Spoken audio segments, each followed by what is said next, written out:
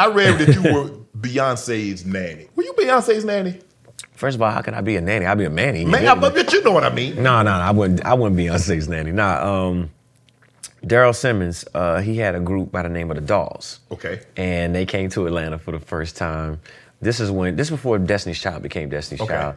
And I think I looked over them while they was doing something in the house. I had to watch them because I was like the authority, because I guess I was the teenager at the time. But no, I wasn't a nanny, you know what I'm saying? No. But you were just overseeing them, like making sure they ain't break nothing. Making certain that they didn't, get in no trouble in the house at the time. Yeah. Did you know that little girl was going to grow up to be that big international superstar? Can you look at, because you did discover Justin Bieber, so you did see something. So clearly you got an eye for talent. Yeah, well, not just by myself. There was a host of people. They say success has a million fathers, and an orphan, you got it. So I think when I saw them, I knew there was something very special about all of them, because as Destiny's Child, they all thrive. Even still to this day, when you see them and you see them together, they all thrive. They all are an incredible unit. Mm-hmm.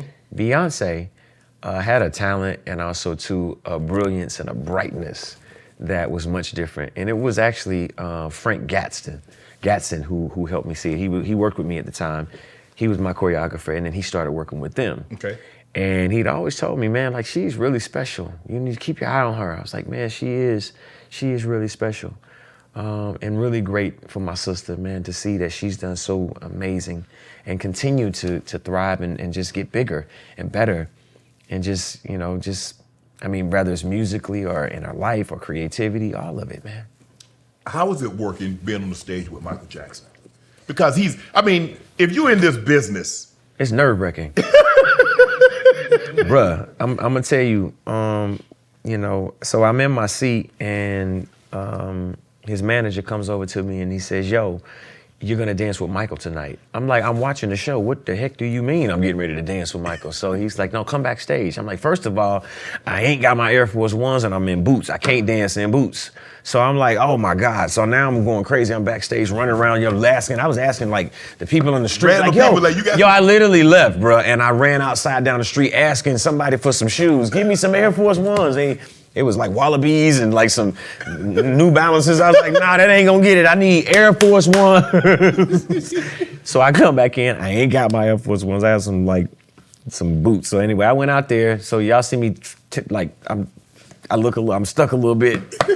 That's really what happened. But no, it was nerve-wracking to actually dance for and with Michael. I can remember rehearsals, and I don't normally go all out in rehearsals, dude. I was going all out, singing at the top of my lungs, dancing harder than I've ever danced, sweating, flying all over the room. He was like, man, you really have a talent. That was one of the greatest compliments that I could ever get. Wow. He says to me, you not only sing, but you dance. I know how hard that is. You sing and you dance. That combination is vicious. Is that the greatest compliment you received? He didn't say vicious, but he said you dance and sing. I'm putting 2 on the 10. Right. He said that's a really special talent. And it really felt good to get that compliment from him. Well, ATL, we running the music game right Absolutely. now. We on top of the world. Yo. How did that, because you're part of that. Yes. You can't tell the story of Atlanta music without mentioning Usher Raymond. No, man. Mm-mm. How did that make you feel?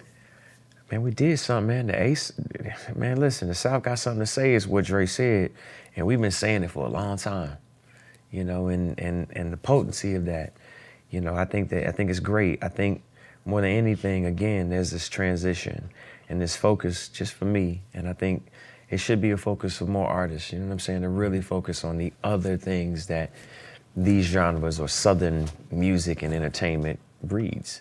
There's an entire movement and feeling when you come to Atlanta. Right. Right? The world needs to know that. That's why I brought Atlanta to Las Vegas. Wow.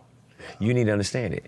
No different. Like, you look at Cirque du Soleil and all of those shows, right? They celebrate their culture, whether it's in Spain or wherever it is. Our culture is the same. It might not be marketed the same. It might not feel, because it's culture, but all cultural things eventually become something that's commercial. And I wanted the world to be able to see and celebrate who we are, how we get out, what our music feels like, what our energy is, what our experience is, you know? Two-part question. Yep. Is R&B dead? And will R&B ever be what it once was? At the height. I'm talking about at the height. 90s, early 2000s, it was. Will it ever be that again? So long as we quantify the success of it as a number one spot that has to be garnered in order to consider R&B the biggest thing, I don't know. That's in question for the world. Musically, I think that R&B is in everything. See, I ain't no fool.